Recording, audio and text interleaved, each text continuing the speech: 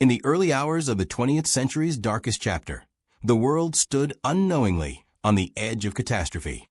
The scars of the First World War were still fresh across Europe. Cities lay rebuilt but not healed, economies struggled, and millions of veterans carried memories that refused to fade. Out of this instability, anger and desperation grew, fertile ground for a new and far more devastating conflict. Germany, humiliated by defeat in World War I and crushed under the harsh terms of the Treaty of Versailles, was a nation searching for purpose. Its military had been dismantled, its economy strangled by reparations, and its people burdened by inflation so severe that money became almost worthless. Amid this chaos emerged a man who promised restoration, pride, and revenge: Adolf Hitler. By the early 1930s, Hitler and his Nazi Party had seized control of Germany. Through powerful speeches, relentless propaganda, and ruthless suppression of opposition, Hitler transformed Germany into a totalitarian state. He rebuilt the military in secret, violating international agreements, and prepared the nation for war. His vision was clear: Germany would expand its territory, reclaim lost honor, and dominate Europe. Meanwhile, the rest of the world watched with unease but hesitation. Britain and France, exhausted from the previous war, were desperate to avoid another global conflict. They chose a policy of appeasement, hoping that granting Hitler some of his demands would satisfy him and preserve peace. In 1938, this approach reached its peak with the Munich Agreement, allowing Germany to annex parts of Czechoslovakia without resistance. Peace, however, was an illusion. Behind closed doors, Hitler was already planning the next move. On September 1, 1939, at dawn, German forces crossed the border into Poland. Without a formal declaration of war, German aircraft roared across the skies, while tanks thundered over the countryside. This was Blitzkrieg, lightning war. Unlike the slow, grinding trench warfare of World War I, Blitzkrieg relied on speed, coordination, and overwhelming force. Infantry, tanks, and air power struck simultaneously, paralyzing the enemy before they could respond. Poland was unprepared for the ferocity of the assault. Cities were bombed, communication lines destroyed, and civilian populations caught in the crossfire. Within days, Polish defenses began to collapse. On September 17th, the situation worsened when the Soviet Union invaded Poland from the east, acting under a secret agreement with Nazi Germany known as the Molotov-Ribbentrop Pact. Trapped between two powerful enemies, Poland fell in just over a month. The invasion of Poland marked the official beginning of World War II. On September 3, 1939, Britain and France declared war on Germany. Once again, Europe was at war, but this time, the stakes were far higher. Unlike the previous conflict, this war would not be limited to soldiers on distant battlefields. Entire nations, economies, and civilian populations would become targets. Despite declaring war, Britain and France initially took little direct military action. This period became known as the Phony War. Soldiers waited along defensive lines, particularly the French Maginot Line, while civilians tried to carry on with normal life under the looming threat of air raids. Many hoped the war might still be avoided or resolved quickly. They were wrong. As winter approached in late 1939, Germany consolidated its control over Poland and prepared for further expansion. Hitler's ambitions were vast. He believed Germany was destined to rule Europe, and that war was not only inevitable but necessary. His ideology was driven by extreme nationalism, racial hatred, and a belief in German superiority. These beliefs would soon lead to crimes on a scale the world had never witnessed. Beyond Europe, tensions were rising as well. In Asia, Imperial Japan had already been at war with China since 1937, committing brutal acts in its quest for dominance. In the shadows, a truly global conflict was forming, even if many nations did not yet realize it.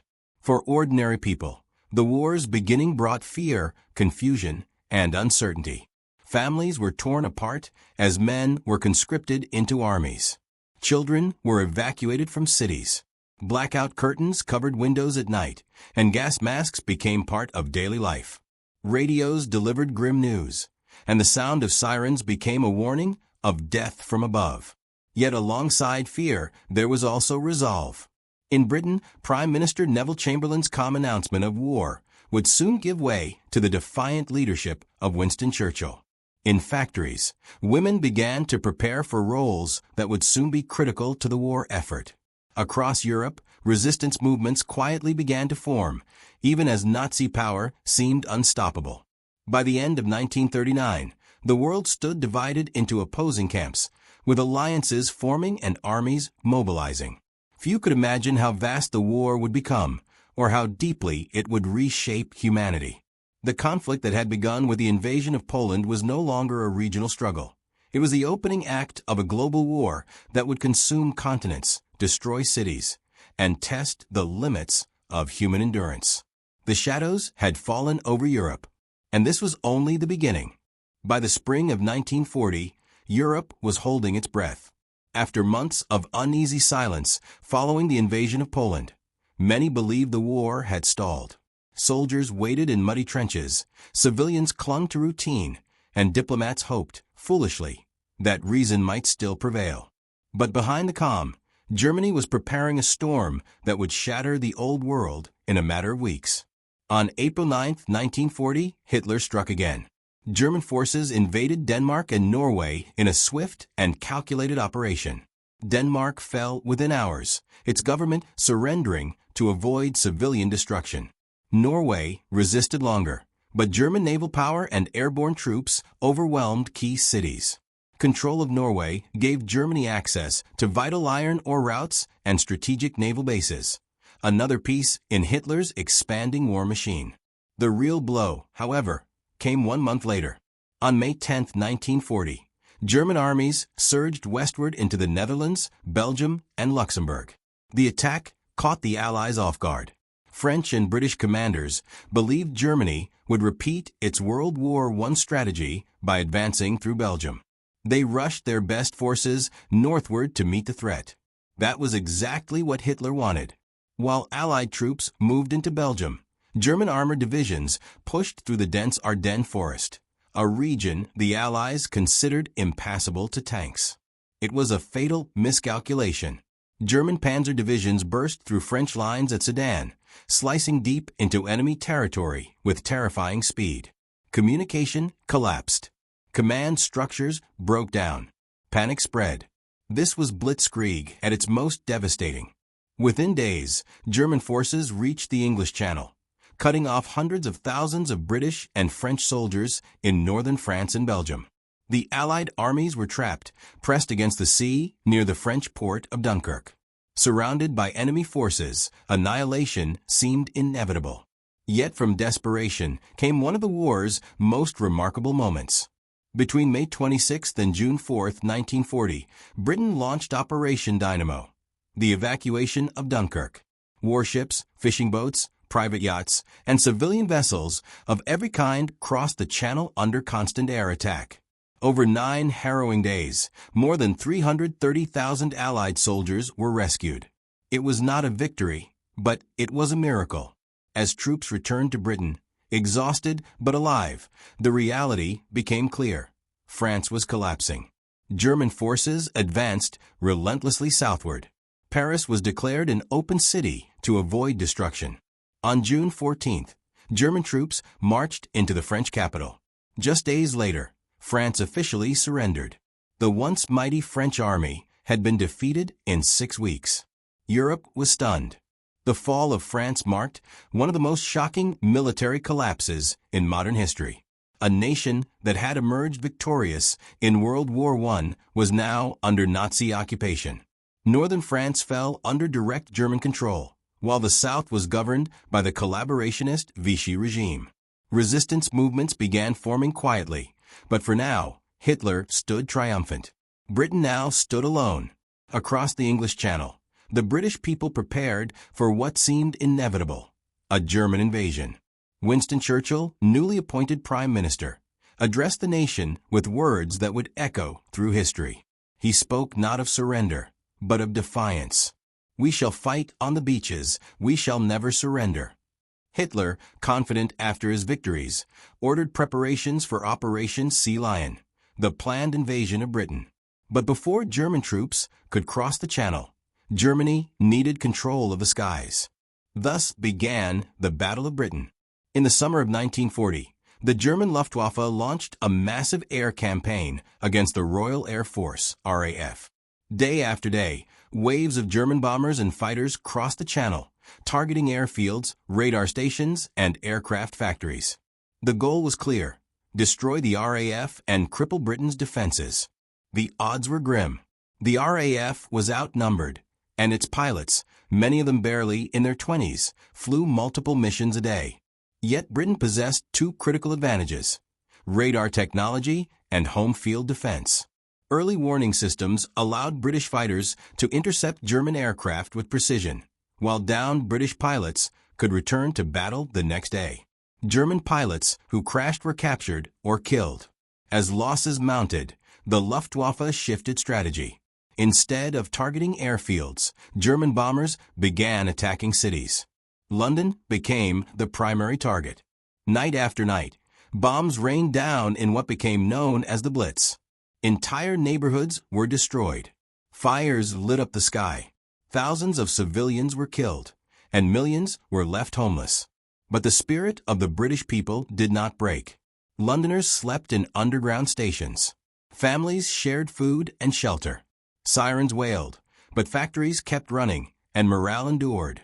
Far from weakening Britain, the bombing strengthened its resolve. By October 1940, Germany had failed to defeat the RAF. Operation Sea Lion was postponed indefinitely. For the first time, Hitler had been stopped.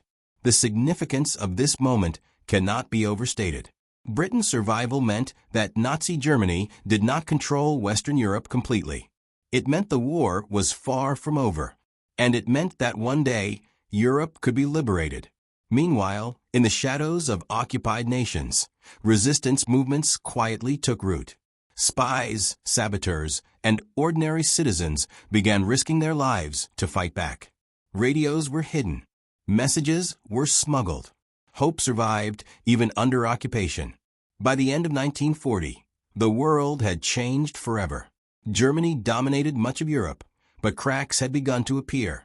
Britain remained defiant. The United States watched from across the Atlantic, officially neutral, but increasingly involved. And far to the east, another front was beginning to stir, one that would draw the entire world into war. The old world had fallen. The greater war was only beginning. By 1941, Adolf Hitler stood at the height of his power. Nazi Germany controlled most of Western and Central Europe. France had fallen. Scandinavia was occupied. Italy, under Benito Mussolini, had joined the Axis cause. Britain remained defiant but isolated. To Hitler, the next step seemed inevitable: the East. Hitler had always viewed the Soviet Union not just as a military rival, but as an ideological enemy. He believed communism was a threat to Germany's survival and saw the vast lands of the East as living space, Lebensraum, for the German people. In his mind, the conquest of the Soviet Union would secure Germany's future for generations. On June 22, 1941, that vision became action. Without a formal declaration of war, over 3 million German soldiers, supported by thousands of tanks and aircraft, launched Operation Barbarossa, the largest military invasion in human history. The German army surged across a massive front stretching from the Baltic Sea in the north to the Black Sea in the south. The attack was sudden, brutal, and overwhelming. Soviet forces were caught completely unprepared. Entire airfields were destroyed before planes could take off. Communication lines collapsed. Millions of Red Army soldiers were encircled in vast pockets and captured. Within weeks, German armies had advanced hundreds of miles into Soviet territory. At first, it seemed like another Blitzkrieg victory. German commanders believed the Soviet Union would collapse within months. Cities fell one after another. Kiev, Minsk, and Smolensk were overrun. By September 1941, German forces were approaching Leningrad and Moscow. The speed of the advance stunned the world. But the Soviet Union did not collapse. As German troops moved deeper into Russia, the war began to change. The vast distances stretched supply lines to breaking point. Roads turned into seas of mud during autumn rains. Vehicles broke down. Fuel and ammunition ran low. Then winter arrived, early, brutal, and unforgiving. German soldiers, poorly equipped for extreme cold, suffered terribly. Weapons froze. Engines failed. Frostbite claimed thousands of lives. Temperatures dropped to levels unseen by most European armies. Meanwhile, Soviet troops, hardened by climate and desperation, regrouped. In December 1941, just outside Moscow, the Red Army launched a massive counteroffensive. Fresh Siberian troops, trained for winter warfare, pushed the exhausted Germans back. It was the first major defeat of Hitler's ground forces. The myth of German invincibility was broken. At the same time, events across the world ensured that this war would truly become global. On December 7, 1941, Japanese aircraft launched a surprise attack on the U.S. naval base at Pearl Harbor, Hawaii. Battleships burned. Aircraft were destroyed. More than 2,400 Americans were killed. The United States declared war on Japan the next day. Days later, Germany declared war on the United States. The world was now fully at war. While battles raged in the Pacific, the Eastern Front became the deadliest theater of World War II. Here, the war was fought with unmatched brutality. Entire villages were destroyed. Civilians were massacred. Prisoners of war were starved or executed. Ideology fueled cruelty on both sides. In 1942, Hitler turned his focus southward toward the oil fields of the Caucasus. Germany desperately needed fuel to sustain its war machine. The key to this strategy was a city on the Volga River, Stalingrad. The battle that followed would become legendary. Fighting in Stalingrad was unlike anything seen before. The city was reduced to rubble by relentless bombing, yet the ruins became a fortress. Soviet soldiers clung to factories, apartment blocks, and basements. Combat took place room by room, floor by floor, sometimes hand to hand. German troops advanced, but at a terrible cost. By November 1942, German forces controlled much of the city, but they were exhausted. Then the Soviets struck back. In Operation Uranus, Red Army forces encircled the German Sixth Army, trapping more than 250,000 Axis soldiers inside Stalingrad. Hitler ordered them to hold. They could not. Cut off from supplies, freezing, starving, and surrounded, German soldiers endured unimaginable suffering. Luftwaffe airdrops failed to deliver enough food or ammunition. Disease spread. Morale collapsed. One by one, resistance crumbled. On February 2, 1943, the remaining German forces in Stalingrad surrendered. It was the most devastating defeat in German military history. Over 2 million soldiers had been killed, wounded, or captured during the battle. For the first time, an entire German army had been destroyed. Across the world, the significance was clear. The tide of war had turned. From this point on, Germany would be fighting a defensive war in the East. The Soviet Union, despite horrific losses, had survived the onslaught.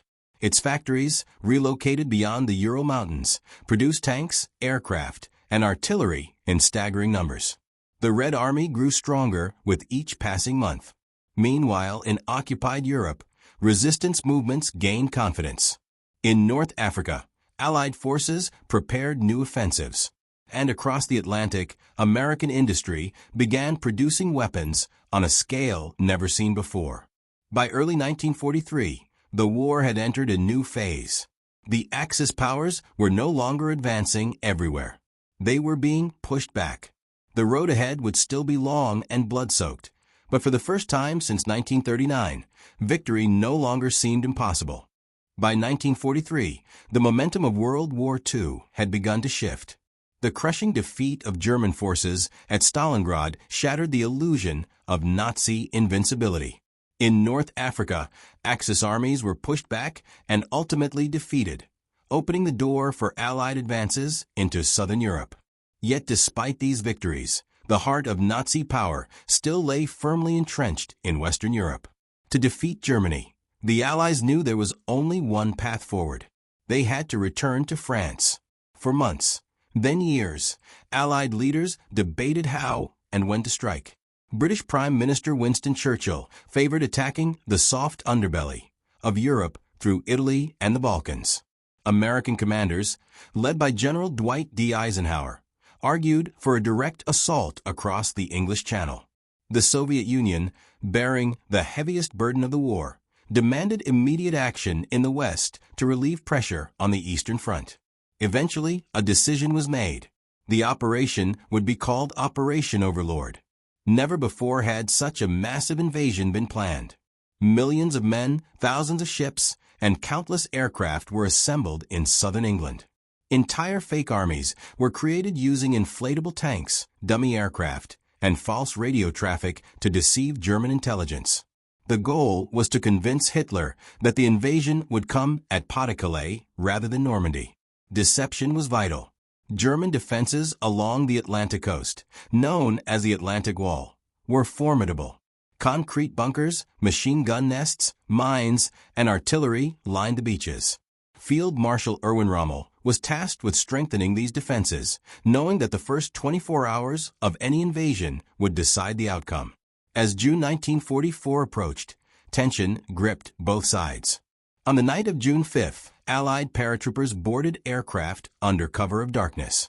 Their mission was to drop behind enemy lines, secure bridges, disrupt communications, and sow confusion. Many were scattered by anti-aircraft fire and poor weather, landing miles from their intended targets. Some drowned in flooded fields.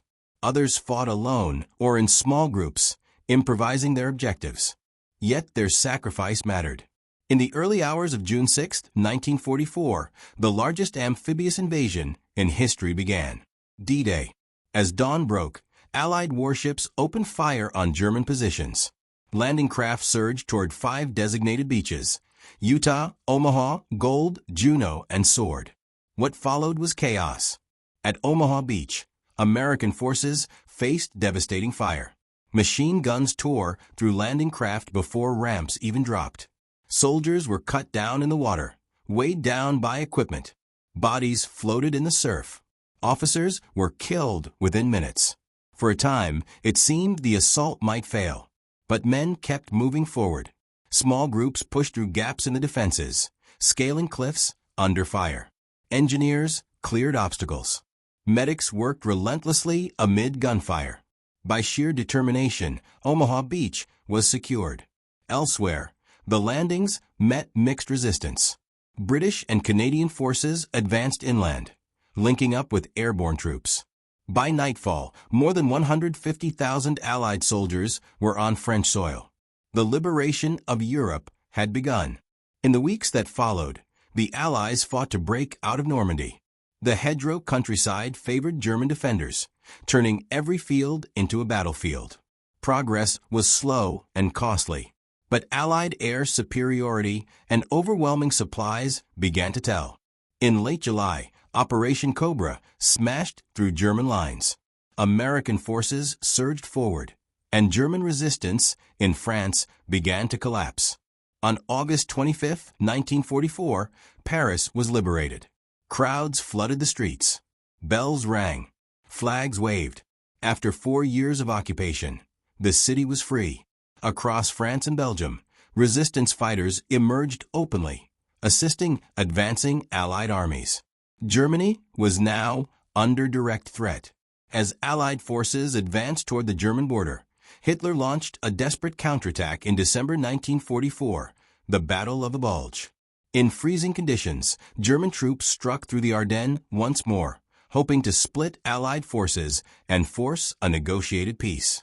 For weeks, brutal fighting raged. American units, notably at Bastogne, held out against overwhelming odds. Supplies were dropped by air. When asked to surrender, the American response was a single word: nuts. The German offensive ultimately failed. By early 1945, Allied armies were advancing from the west, while Soviet forces surged from the east. Germany was being crushed between two unstoppable forces. Cities were reduced to rubble. Civilians fled in terror. The Nazi leadership clung to power as the Reich collapsed around them. The end was approaching. Europe was on the brink of liberation, but the final chapter would be the most devastating of all. By the spring of 1945, the Third Reich was collapsing from every direction. What had once seemed like an unstoppable force was now a broken empire fighting for survival. Allied armies closed in from the west, while the Soviet Red Army surged relentlessly from the east. Germany's cities lay in ruins, its infrastructure shattered, and its people exhausted by years of war. The final act had begun. In March 1945, Allied forces crossed the Rhine River, the last major natural barrier protecting the German heartland. With overwhelming numbers and total air superiority, American, British, and Canadian troops advanced rapidly. German resistance was fierce in places, but increasingly desperate and disorganized. Many German soldiers were teenagers or elderly men, hastily armed and poorly trained. The reality was unavoidable. Germany was losing. In the east, the Soviet advance was even more brutal. The Red Army, hardened by unimaginable losses, pushed through Poland and into Germany itself. Entire towns were destroyed in the fighting. Civilians fled westward in massive columns, desperate to escape the approaching Soviet forces. For many, survival was a matter of chance. By April 1945, Soviet troops had reached the outskirts of Berlin. The Battle of Berlin was the last and most violent struggle on European soil. Artillery thundered day and night. Streets became killing zones. Buildings were reduced to rubble as Soviet troops fought block by block. German defenders, including SS units and Hitler Youth members, fought fanatically despite the hopeless situation. Deep beneath the city, in the Führer bunker, Adolf Hitler faced the collapse of everything he had built. Isolated from reality, Hitler still issued orders to armies that no longer existed. His closest allies abandoned him. With Soviet forces closing in, there was no escape. On April 30, 1945, Adolf Hitler committed suicide. His body was burned, just as he had ordered. The symbol of Nazi power was gone. On May 7, 1945, Germany formally surrendered. The war in Europe was over. Across the continent, celebrations erupted. In London, crowds filled the streets. In Paris, bells rang once more. In New York, strangers embraced in Times Square. Victory in Europe Day V-Day had arrived. But the war was not yet finished. In the Pacific, Japan continued to fight. Despite heavy losses, Japanese leadership refused to surrender. Battles such as Iwo Jima and Okinawa demonstrated how costly an invasion of the Japanese mainland would be. American planners feared that millions, soldiers and civilians alike, could die if the war continued. A terrifying decision was made. On August 6, 1945, the United States dropped an atomic bomb on Hiroshima. In a blinding flash, the city was destroyed. Tens of thousands were killed instantly. Many more would die from radiation in the months and years that followed. 3 days later, a second atomic bomb fell on Nagasaki. The destruction was beyond comprehension. On August 15, 1945, Japan announced its surrender. World War II was officially over. The cost of the war was almost unimaginable. An estimated 70 to 85 million people had died, soldiers and civilians. Entire cities were erased. The Holocaust had claimed the lives of 6 million Jews, along with millions of others persecuted by the Nazi regime. Humanity had witnessed the depths of cruelty, hatred, and destruction. But from the ashes, a new world began to form. The United Nations was created in the hope of preventing future global conflicts. War crimes trials sought justice for atrocities committed. Nations rebuilt, borders shifted, and new alliances emerged. The war reshaped politics, technology, and society in ways that still define the modern world. World War II was more than a military conflict. It was a warning, a reminder of what happens when extremism goes unchecked, when hatred becomes policy, and when power is pursued without morality. It showed the strength of human endurance, but also the fragility of peace. The storm had ended, but its lessons must never be forgotten.